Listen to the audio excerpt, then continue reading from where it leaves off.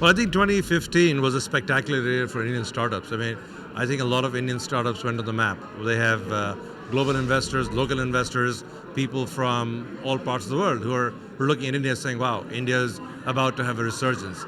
I think 2016 is going to be an interesting year. We've seen the year started with a bit of a jolt with whatever's going on in China and globally. But I think 2016 is all going to be about execution because we've had a lot of good funding for a lot of interesting companies in India. Now they have to sort of roll up their sleeves and pull up their pants and say, can I execute? Can I go ahead and deliver on this spectacular consumer demand that I've created with the huge amounts of money that we've invested in the market? So it'll be fun to watch, and I hope that these people can execute. You're one of the marquee investors in the startup world. You have your fingers in several pies.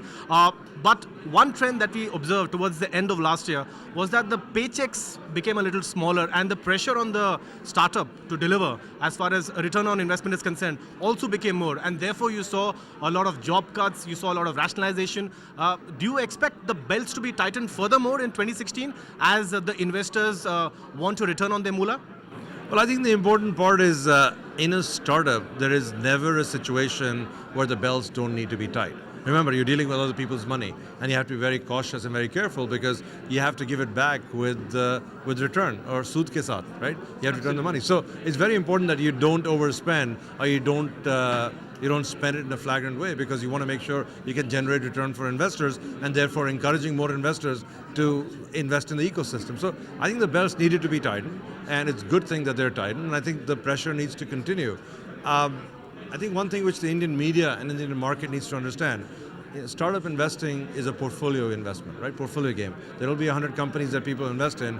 30 of them are going to have to eventually reinvent themselves and find new ways of sort of new business models because not everybody's business model is going to be perfect. More than likely, a third of them will fail. So I think we need to realize that a third of them will do really well, a third of them will have to keep reinventing themselves, and a third of them will fail. So you've started to see some signs of that. Don't worry about it. It's par for the course, and it's going to happen. Mr. Arora, some of these startups are commanding incredible valuations. Some of them command valuations even more than some of the formidable listed peers.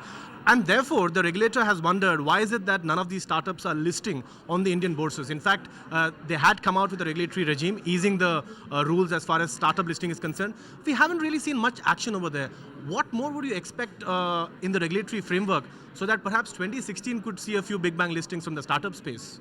I think the important part in going public is when you go public, you have to make sure you can have predictable earnings and predictable performance. And given the choppy nature of the ecosystem, whether it's in e-commerce, ride-hailing, hospitality, you take the different segments of the startup ecosystem, there's still a lot of work that needs to be done to get to a point where it's clear how people are going to go ahead and make long-term returns. So until they get to that point, my advice to them is don't rush out to go public because then you have yet another pressure on you, which is trying to manage public investors who can be very demanding and very harsh, and they can mark to market you on a daily basis depending on the news flow and depending on your performance. So my advice is if you can stay private for long, stay private, make sure you can execute, make sure you can get the right business model and the right cash flow, and then eventually see if you want to list in the public markets. I don't think it's a policy issue.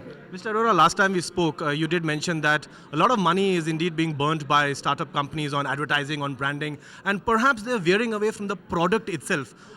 Do you see a change in that attitude, a shift in that attitude? Well, I think 2016 is a new year. I think a lot of the startups have got the message from us, from other investors, as well as from the market. So I think they are pulling up their sleeves and focusing on the important part, which is to make sure that they can create islands of profitability. They can show what part of their business is really performing well, and hopefully they'll focus on that, and hopefully they'll show us that all the money they spent has been towards a good end.